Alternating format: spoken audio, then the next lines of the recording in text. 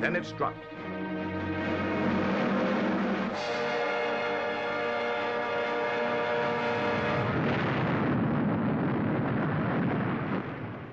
They call it Kamikaze, meaning the divine tempest.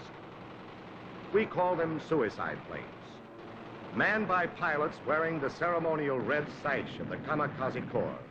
They specialize in one-way trips. Their destination, the deck or hull of any American ship onto which plane, bombs, burning gasoline, and red-sashed pilot can crash.